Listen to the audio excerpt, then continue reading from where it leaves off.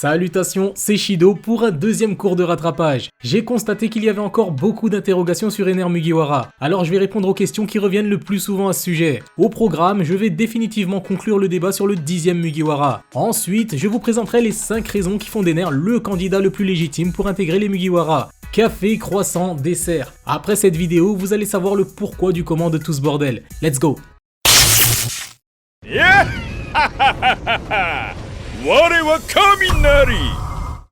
C'est un cours de rattrapage, alors il est important que tout le monde ait les mêmes informations. Je vais donc répondre aux questions les plus récurrentes. Ener Mugiwara, mais d'où est-ce que ça vient ? Tout d'abord, il est important que je vous expose l'historique de toute cette réflexion, parce que même si ce n'est pas la première fois que j'aborde le sujet, beaucoup d'entre vous semblent encore découvrir la chose. Alors c'est très simple, je suis l'architecte de cette idée. Ener Mugiwara est le fruit de ma propre réflexion. C'est Shido qui est responsable de ce bordel. En 2016, j'ai eu la chance de pouvoir présenter mon idée sur la chaîne de Gaki, et je lui en suis très reconnaissant de m'avoir permis de transmettre mon message sur sa plateforme. Sans lui, je ne pense pas qu'elle serait aussi populaire aujourd'hui. Mais il semblerait qu'Internet ait la mémoire courte, surtout après 4 ans. De nombreuses théories ont vu le jour au point qu'une bonne partie de la communauté ne semble plus savoir d'où sort cette idée. Il faut savoir que les théories sont généralement les fruits de plusieurs réflexions. Il est donc possible de trouver les mêmes idées un peu partout sur Internet, forums, réseaux et autres plateformes communautaires. D'ailleurs, la plupart des théories sur YouTube viennent généralement de ces sources, que ce soit en France ou à l'étranger. C'est ce qui explique la popularité de certaines idées. Par exemple, sur Whole Cake Island, beaucoup pensaient que Pudding jouait la comédie. Il était donc récurrent de trouver différentes réflexions à ce sujet un peu partout. Pour Ener Mugiwara, c'est différent, puisque l'idée tient son origine d'une personne, et qu'elle n'a pas été reprise à l'étranger. Même si elle a été rendue populaire en 2016, elle n'est toujours pas considérée comme une possibilité viable par la majorité. Mais au diable cette majorité. Ceux qui ont suivi cette affaire de presse savent qu'il y a un coup à jouer. Je suis un peu le Galilée de cette foutue communauté, à la différence qu'il est hors de question de me soumettre à l'inquisition one-piecienne. Après vous avoir exposé les 5 raisons qui font d'Ener un candidat légitime, vous devriez mieux comprendre la réflexion. On passe à la suite. Les Mugiwara seront combien au final ?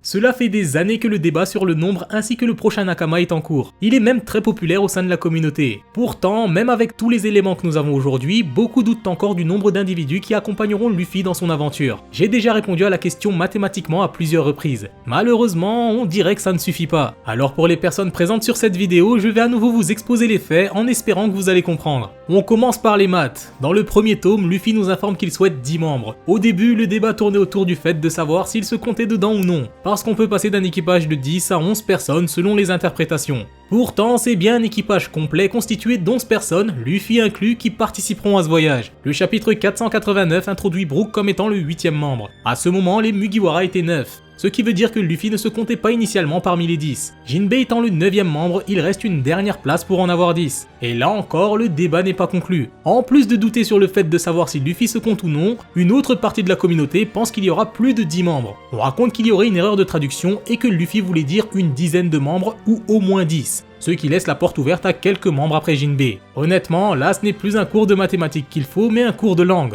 Heureusement, le professeur est multitâche.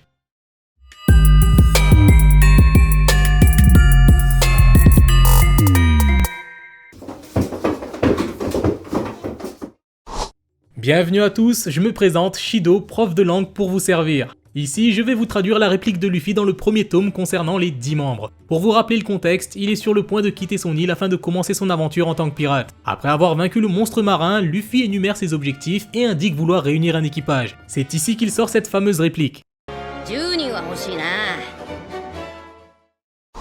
On va commencer par la traduction française. Luffy nous dit 10 membres ce serait parfait, ce qui ne laisse place à aucune interprétation possible. 10 membres ni plus ni moins. C'est justement cette fameuse traduction française qui pourrait être une erreur. Afin de vérifier si c'est vraiment le cas, il faut comparer les traductions avec d'autres langues. Passons donc à l'anglais. L'extrait est exactement le même. Cette fois, il est tiré de l'application Manga Plus de la Shueisha. On ne peut donc pas faire plus authentique. En anglais, ça donne I think about 10 men should do. En français, je pense que 10 personnes devraient le faire. L'interprétation est déjà différente de la VF. Ici, on parle de personnes, ce qui exclut totalement le bateau ou autre objet de la conversation. Et surtout, on reste encore sur 10 qui devraient le faire. Donc si 10 ne le fait pas, on pourrait espérer plus. Tant qu'on y est, on va aussi faire la traduction en espagnol, puisque c'est la seconde langue disponible sur l'application Manga Plus. Ici, Luffy déclare « Necesito 10 personas ». Traduction « J'ai besoin de 10 personnes ». Là, pour le compte, on ne peut pas faire plus clair. On parle encore de personnes, et on ne peut pas faire plus explicite. C'est 10, pas plus. De ces 3 traductions, laquelle se rapproche le plus du japonais qui est la langue originale? C'est ce qu'on va voir.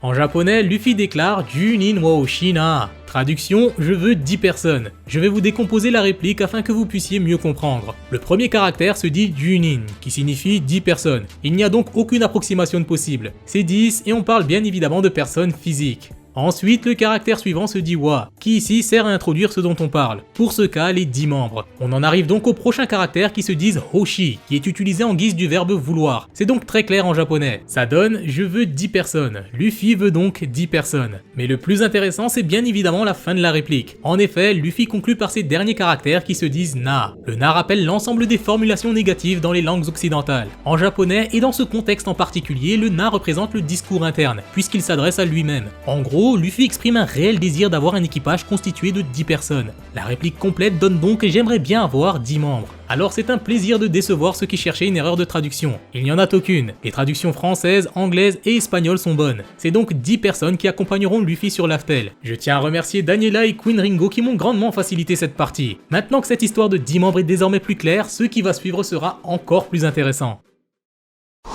Dans ma vidéo précédente sur Ener, je vous informe que Luffy n'est pas le seul pirate à avoir sous son commandement 10 personnes. En effet, Barbe Noire dirige actuellement 10 commandants géants. La confrontation avec les Mugiwara est inévitable. Les affrontements semblent déjà décidés. Ça sera les 10 commandants de Luffy face aux 10 de Teach, ce qui va encore dans le sens des 10 membres qui ont été mentionnés dans le premier tome. Pour en revenir à Barbe Noire, on sait désormais qu'il dispose déjà de ces 10 membres. Pourtant, après avoir recruté les prisonniers d'Impel Down, Teach avait sous son commandement 9 personnes. Ce qui veut dire qu'il a recruté son dernier commandant lors de l'ellipse.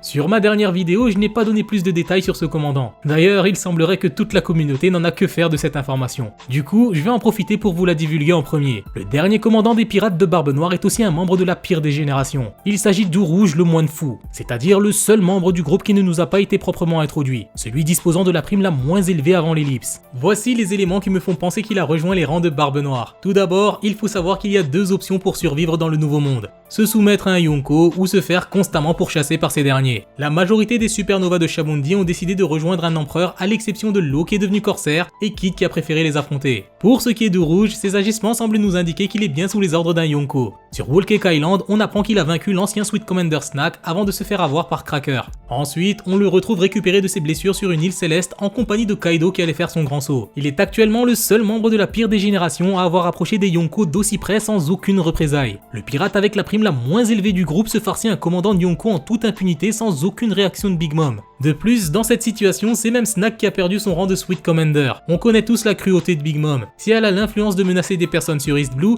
elle a forcément les ressources pour mener la vie dure à Eau Rouge. Pourtant, il semblerait qu'elle ait passé l'éponge. Concernant Kaido, lorsqu'on le croise, ça se finit souvent de 2 manières. Soit il tente de vous recruter, soit il vous casse la gueule. Parfois les deux dans un ordre différent. Pour Eau Rouge, il n'y avait aucune animosité, ni tentative de recrutement. La seule raison qui peut expliquer ses réactions envers ce dernier serait qu'il ait rejoint Barbe Noire. On comprend donc pourquoi Snack a été déchu, car il a perdu contre un pirate rival. Pour ce qui est de Kaido, il n'a aucun intérêt à recruter un membre de la concurrence, et encore moins à démarrer un conflit sachant qu'il vient de subir une grosse perte à cause de Luffy qui lui était sa priorité. D'ailleurs, il faut savoir que Rouge est le seul supernova à avoir fait les éloges de Teach après les événements de Marineford. Son équipage étant très récent comme sa position de Yonko, un pirate du calibre du Rouge peut facilement espérer une place de commandant. Il est actuellement le pirate le plus susceptible de l'avoir rejoint. Les bandages de ses blessures pourraient cacher la marque de Barbe Noire. Ça expliquerait aussi pourquoi le supernova le moins dangereux ne nous a pas encore été présenté. Rouge étant lui aussi originaire des îles Célestes, il représente l'adversaire idéal pour Ener. Dans le SBS du tome 43, Oda évalue la prime d'Ener à 500 millions, et on sait désormais que Snack en valait 600 millions. Les deux personnages semblent désormais jouer dans la même cour. Si l'on venait à apprendre que Rouge est le 10e commandant des pirates de Barbe Noire, il y a de fortes chances pour qu'Ener soit destiné à devenir le 10e Mugiwara. Vous avez vu comme je suis retourné dans le sujet? Technique, n'est-ce pas? Et ça, ce n'est que le café. Il reste les croissants et les desserts. Passons donc aux choses sérieuses avec les 5 raisons qui font d'Ener un candidat légitime pour la dernière place parmi les Mugiwara. Comme d'habitude, je tiens à vous rappeler qu'il est essentiel de laisser un pouce bleu à la vidéo pour me soutenir. Je vous invite à me suivre sur l'ensemble de mes réseaux sociaux pour être informé des prochains événements de la chaîne. Vous avez mon Twitter, Facebook et surtout le serveur Discord. L'ensemble des liens sont dans la description. Merci beaucoup à ceux qui le font déjà, j'apprécie le soutien.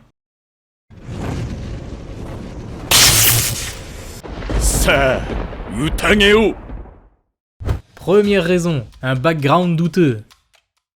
Depuis qu'Ener s'est absenté de l'intrigue, son passé ainsi que son avenir ont totalement été remis en question. Concernant son passé, on apprend par McKinley qu'Ener serait originaire d'une île céleste du nom de Bilka. D'après ses dires, il aurait détruit son île natale il y a 8 ans avant de venir oppresser les habitants de Skypiea. Ener nous confirme qu'il est bien originaire de cette île, mais aucunement qu'il est le responsable de sa destruction, ni la confirmation qu'elle ait bien été détruite. Après cette information, on apprend l'existence du rouge qui semble lui aussi venir des îles célestes. On peut différencier les habitants en fonction de la forme de leurs ailes. Le moine fou possède des ailes de Bilkan, ce qui veut dire qu'il est de la même origine qu'Ener. En plus du rouge, nous avons aussi un humain qui est né sur cette île céleste. Il s'agit d'Aredas, le scientifique de Wezeria. Il a quitté Bilka à l'âge de 15 ans, ce qui fait qu'il ne connaît ni Ener ni rouge. McKinley nous informe que cette île céleste était habitée par des guerriers. Pourtant, un humain sans véritable attribut de combattant y a vécu 15 ans. C'est la première fois qu'un antagoniste d'envergure n'ait pas le droit à son propre flashback. Nous ne savons aucunement ce qu'il s'est réellement passé sur Bilka, ni comment il a fait l'acquisition d'un pouvoir aussi convoité. D'ailleurs, le passé d'Ener est aussi lié à son développement futur. Sur Skypiea, il cherchait à atteindre la lune car il considérait cet endroit comme sa terre promise. Cependant, il ne semble pas avoir atteint son objectif dans sa mini-aventure. Lors de sa visite sur la lune, il a pu découvrir l'existence des automatas ainsi que d'anciennes fresques. Elles semblent nous indiquer que les habitants des îles célestes étaient à l'origine des habitants de la lune avant d'émigrer vers la Terre. C'est d'ailleurs les raisons de ce déplacement qui devraient le faire revenir sur les mers en compagnie des petits robots qui constituent son armée. Les mystères autour de ce personnage sont beaucoup trop importants pour n'en faire qu'un vulgaire antagoniste cherchant à nuire à nouveau au Mugiwara. Ses objectifs ainsi que son développement peuvent le rendre éligible au vu de sa position. On lui reproche souvent de ne pas avoir un background triste ou encore de rêve. Mais comme vous pouvez le constater, ce sont des éléments qui nous ont probablement été dissimulés volontairement. Il est fort à parier que nous allons avoir les réponses à son retour puisqu'il y a largement de quoi faire. Poursuivons.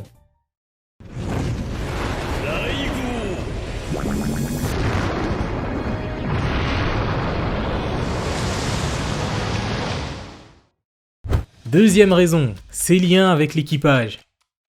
On reproche constamment à Ener de n'avoir aucun lien avec les Mugiwara, ce qui est à mon sens totalement faux et je compte bien vous le prouver. Commençons par Luffy. Sur Skypiea, nous avons découvert que son pouvoir de la foudre était inutile face au caoutchouc, ce qui fait de Luffy la seule personne au monde capable de l'affronter sans craindre ses assauts. Cette relation prend d'autant plus d'envergure lors de l'arc de Dressrosa. En effet, on apprend lors du flashback de l'eau que les porteurs du dé sont les ennemis naturels des dieux, ce qui nous rappelle les circonstances de son affrontement face à Ener qui se prend pour un être divin. D'ailleurs, c'est justement ce lien qui pourrait être à l'origine de son recrutement. Le pouvoir d'Ener est remarquable, et vu sa personnalité, il n'est clairement pas du genre à se soumettre à qui que ce soit. Et pourtant, Luffy pourrait être l'exception qui confirme cette règle. Peu importe à quel point Ener devient puissant, il peut vaincre les 3 amiraux en même temps ou même Barbe Blanche et Roger en personne, il se fera toujours tabasser par Luffy. Même avec ses décharges les plus élevées, Luffy lui fera encore mordre la poussière. Ceci étant dit, un retour pour le vaincre est inutile. De plus, Ener n'est pas un simple sadique. Il aime imposer sa supériorité et faire souffrir les gens à l'aide de ses compétences, chose qu'il n'arrivera jamais à faire avec Luffy. Et c'est ce qui explique pourquoi il cherchait à se débarrasser de ce dernier plutôt que de le vaincre. Face à ce constat, Luffy est la seule personne au monde capable de soumettre ce mégalomane. Voici son premier lien. Mais nous en avons d'autres, passons à Nami. Notre navigatrice sera probablement le membre le plus proche d'Ener. Les deux personnages sont complémentaires de par leurs attributs, la foudre et la météo. Ils peuvent produire des combos dévastateurs. D'ailleurs, Ener a besoin de son arche Maxime afin de produire son fameux Raigo, une attaque redoutable qui nécessite la production de nuages noirs. Avec l'aide du Climatact de Nami, il peut reproduire le Raigo n'importe où et n'importe quand. Il est aussi important de souligner le fait que la navigatrice n'a subi aucun dégât lors de l'arc Skypiea. Elle est le membre qui a le plus interagi avec Ener sans se faire électriser. Il existe une règle implicite dans l'équipage. Personne ne touche à Nami, et à ce jour, Ener a su la respecter. Pour finir, même après l'arc de Skypiea, Nami lui est encore indirectement liée. Elle a passé les 2 années d'ellipse sur Wezeria en compagnie d'Aredas qui est originaire de Bilka, ce qui fait d'elle la personne la plus proche de la culture d'Ener. Là, ça fait 2 membres. On passe au troisième.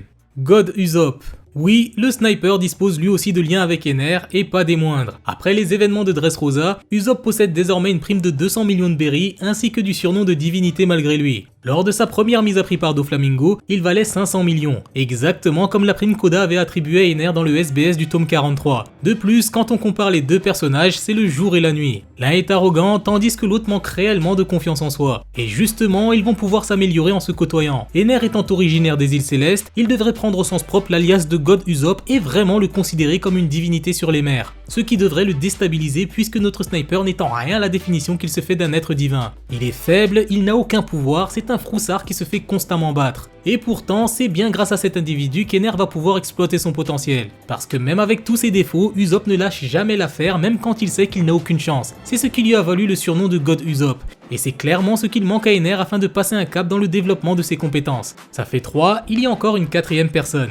Nico Robin. L'archéologue de l'équipage est aussi lié au tyran de Skypiea d'une certaine manière, surtout sur le long terme. Comme dit précédemment, c'est sa recherche d'une terre promise qui l'a guidé vers la Lune. Cependant, les fresques qu'il y a découvert le dirigent à nouveau vers la Terre et cette fois c'est sur les mers qu'il devrait trouver les réponses à ces questions. Les habitants des îles Célestes étant originaires de la Lune, les informations qu'Ener y a trouvées datent d'avant le siècle oublié. Les recherches concernant cette période de l'histoire étant prohibées par le gouvernement, Ener n'aura aucune réponse de leur part. Il pourrait même se voir confronté à la marine et leurs amiraux si ces recherches étaient amenées à être divulguées aux yeux du monde. La seule personne qui pourrait lui donner un début de réponse, c'est Nico Robin. Les deux personnages sont à la recherche d'une vérité qui semble liée. Le poneglyphe de Poséidon est détenu par les Shandiens. Il est donc fort probable que Skypiea et Bilkan avaient aussi leur rôle à jouer. Ce n'est qu'avec l'aide de Robin qu'Ener pourrait espérer trouver sa terre promise. Ce qui ressemble fortement à un rêve ou un objectif sur le long terme uniquement accessible en atteignant Laftel avec les Mugiwara. Le lien avec Robin semble évident, ce qui fait maintenant 4 personnages. Mais les plus sceptiques diront qu'il n'a aucun lien avec les membres qui n'étaient pas sur Skypiea. C'est pourquoi je vais ajouter une 5e personne qui n'était pas présente lors de cet arc. Avec mon pote, Jinbei. Le leader des hommes poissons et Ener dispose d'une dualité des plus intéressantes. Absolument tous les opposent. L'un n'a connu que la hauteur tandis que l'autre vient des profondeurs de la mer. On retrouve encore cette différence au niveau social. Jinbei représente un peuple opprimé qui subit constamment des injustices de par leurs différences. Ener quant à lui est l'incarnation de l'oppresseur qui dispose de bon nombre de privilèges, l'abnégation et l'égoïsme. Il est d'ailleurs très dangereux de combiner l'eau et l'électricité. Ces deux opposés en tant que dernier membre pourraient nous donner une nouvelle rivalité plus sérieuse au sein de l'équipage. Il serait d'ailleurs très intéressant de voir que des individus aussi différents aient décidé de suivre la même personne. Ça serait un véritable symbole de force de savoir que la personnalité de Luffy puisse réaliser ce type de collaboration. Voilà donc le 5e personnage. Et vous savez quoi? Voici un peu de dessert avec un lien supplémentaire. Laissez-moi vous raconter une histoire. Ça se passe sur une île hivernale de Grand Line du nom de Baljimoa. Le territoire étant spécialisé dans les nouvelles technologies, il est considéré comme le pays du futur. Vous l'avez deviné, c'est bien l'île natale du célèbre Dr Vegapunk. Mais il n'est pas le sujet principal de cette histoire. Ici, on va s'intéresser au professeur Tsukimi ou Clair de Lune. Ce génie, bien que très âgé, est à l'origine de la création des Spaces, ces petits automates guerriers disposant de certaines caractéristiques très intéressantes. Il y a 2 ans de cela, le professeur Tsukimi a rendu l'âme lors de son activité favorite, à savoir observer le clair de lune. C'est en apercevant une explosion sur la lune qu'il s'est étouffé. C'est donc le cœur plein de chagrin et de tristesse que les automatas décidèrent d'aller venger leur défunt professeur en se rendant sur la lune afin de punir les responsables. Une fois à destination, ils seront confrontés à des pirates de l'espace. Ils ne feront malheureusement pas le poids face à l'ennemi qui est bien trop puissant pour eux. C'est alors que surgit un éclair salvateur. Les pirates de l'espace se feront écraser par un individu mystérieux. C'est donc avec beaucoup de reconnaissance que les Spaces iront remercier l'homme qui a vengé leur professeur. Même si leur sauveur ne semble pas comprendre la gratitude des automates, ils décideront quand même de rester loyal envers l'homme qui a su se débarrasser des pirates de l'espace. Vous l'avez deviné, il s'agit de la mini-aventure d'Ener. Beaucoup ont tendance à zapper ces événements, alors il est important de vous exposer l'ensemble des éléments. Voici ce qu'il y a à retenir. Le professeur Tsukimi est un scientifique aussi talentueux que le Dr Vegapunk, puisqu'il a pu réaliser quelque chose que même le célèbre génie n'a pas encore fait à ce jour, à savoir intégrer des émotions dans des automates. C'est d'ailleurs un accomplissement très convoité parmi les scientifiques. Dans One Piece, on peut y retrouver des références avec les projets du Dr Hawkback ou plus récemment Judge avec les Germa. Les Spaces sont donc des êtres particuliers puisqu'ils sont des robots possédant des émotions. La seconde information concerne la force de ces automates. Ils ne valent pas un clou. En comparaison, les pacifistas de Vegapunk n'ont aucune émotion mais sont des armes de destruction massive. Il semblerait que le professeur Tsukimi ait privilégié les émotions de ses créations à leur force. La fameuse armée d'Ener est justement constituée des Spaces ainsi que d'automates datant d'avant le siècle oublié. Son équipe n'est donc pas si dangereuse que ça, surtout dans le Nouveau Monde. Oda l'a dit lui-même dans le SBS 43 qu'Ener n'aurait pas la moindre chance de faire sa loi sur les mers. Ces Spaces risquent donc de morfler. N'ayant pas les connaissances scientifiques nécessaires pour les réparer, Ener devra se tourner vers 2 personnes pour s'occuper de son armée. Le docteur Vegapunk en personne ou l'homme qui a passé 2 ans sur l'île du professeur Tsukimi, le pirate Franky le cyborg. Voici donc son lien avec un 6e membre des Mugiwara, ce qui représente la moitié de l'équipage dont 2 qui n'étaient pas sur Skypiea. L'ensemble de ces liens sont exploitables et proviennent du manga. Si ça ne suffit pas à vous satisfaire à ce sujet, je ne peux pas faire grand chose pour vous. Passons donc à la suite.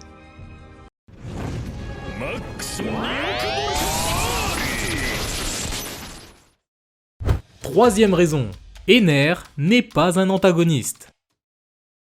On arrive donc à ma partie préférée. Le fameux « Ener ne peut pas intégrer l'équipage parce qu'il est trop méchant ». J'ai été tolérant avec ses propos jusqu'ici, mais les imbéciles qui tiennent ces déclarations méritent que j'expose leur ignorance au grand jour. Cet argument est sans aucun doute le plus ridicule à ce sujet. Il vient des personnes qui n'ont jamais fait l'effort de voir entièrement les 2 vidéos à ce sujet. D'ailleurs, ces idiots ont déjà quitté celle-ci actuellement ou se sont seulement arrêtés au titre. Je peux accepter qu'on ne soit pas d'accord avec moi, mais tenir des arguments fallacieux à mon égard, c'est intolérable. Qu'Ener rejoigne les Mugiwara ne veut absolument pas dire qu'il va devenir bon, changer de personnalité et se faire pardonner ou autre connerie du genre. Ça, c'est un conte de fées que vous vous imaginez, ça ne vient pas de moi. Ener est un individu abject et restera un individu abject. Luffy avec l'ensemble des membres de l'équipage le savent et vous savez quoi? Ça ne change rien au fait qu'ils vont naviguer aux côtés de cet individu détestable. Bien sûr qu'ils ne voudront pas côtoyer un type aussi abject, mais comme vous l'avez constaté précédemment, il dispose de beaucoup de liens sur le long terme et d'un apport non négligeable. Ener n'est pas le Nakama qu'ils vont vouloir, mais il est très certainement le Nakama dont ils ont besoin, et c'est pour ça qu'il est légitime en tant que candidat pour cette dernière place. De plus, le personnage n'est pas un antagoniste, ou plutôt n'est plus un antagoniste. Actuellement, il n'y a aucune trace d'animosité entre lui et l'équipage. Un antagoniste s'oppose aux objectifs du protagoniste ou l'empêche de les atteindre. Comme vous le savez, l'objectif principal d'Ener était de voyager sur la Lune. Luffy, lui, voulait seulement sauver les habitants de Skypiea. À la fin de l'arc, les deux ont obtenu gain de cause. Pour la suite, Ener semble toujours vouloir en savoir plus sur ses origines, ce qui n'a rien à voir avec l'objectif de Luffy qui est de devenir le seigneur des pirates. D'ailleurs, Ener respecte le rêve de ce dernier même s'il n'y accorde aucun intérêt. S'ils étaient amenés à se croiser à nouveau, Ener serait seulement le salaud qu'ils ont croisé il y a 2 ans et lui ne verrait que les parasites qui lui ont mis des bâtons dans les roues sur Skypiea. Rien qui déboucherait vers un deuxième affrontement qui n'aurait aucun sens puisqu'il n'y a plus d'enjeu.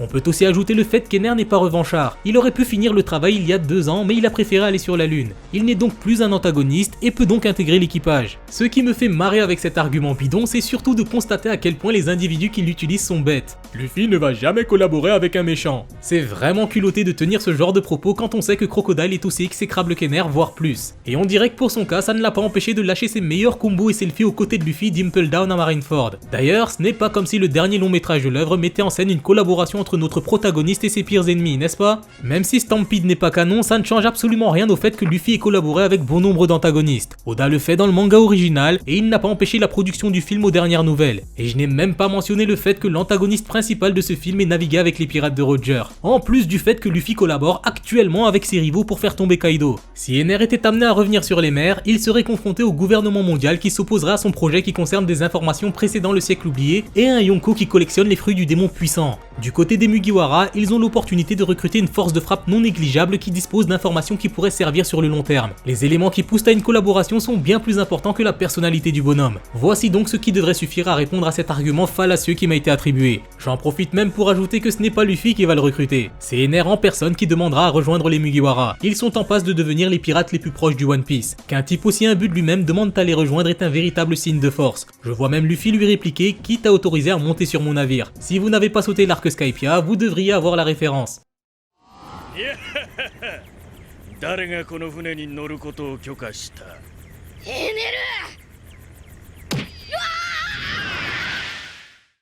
Comme d'habitude, je tiens à vous rappeler qu'il est essentiel de laisser un pouce bleu à la vidéo pour me soutenir. Je vous invite à me suivre sur l'ensemble de mes réseaux sociaux pour être informé des prochains événements de la chaîne. Vous avez mon Twitter, Facebook et surtout le serveur Discord. L'ensemble des liens sont dans la description. Merci beaucoup à ceux qui le font déjà, j'apprécie le soutien. 4e raison, le coup marketing du siècle.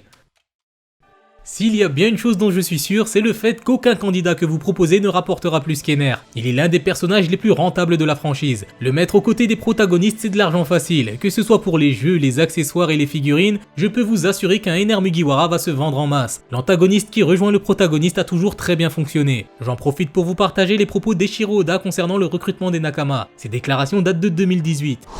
Au départ, j'ai envisagé de modéliser le processus de rassemblement des membres d'équipage d'après ces jeux vidéo dans lesquels les méchants rejoignent votre équipe une fois que vous les avez vaincus. Mais après mûre réflexion, je me suis rendu compte que si un enfant venait de nulle part et me disait « devenons des pirates », je ne serais simplement pas d'accord. À moins qu'il ait une histoire fascinante, je ne rejoindrais pas son équipe. Mon plan initial était de réunir une équipe de 10 personnes au cours de la première année et demie. Après 20 ans, l'histoire est terminée à 80%, mais il n'y a toujours que 9 membres.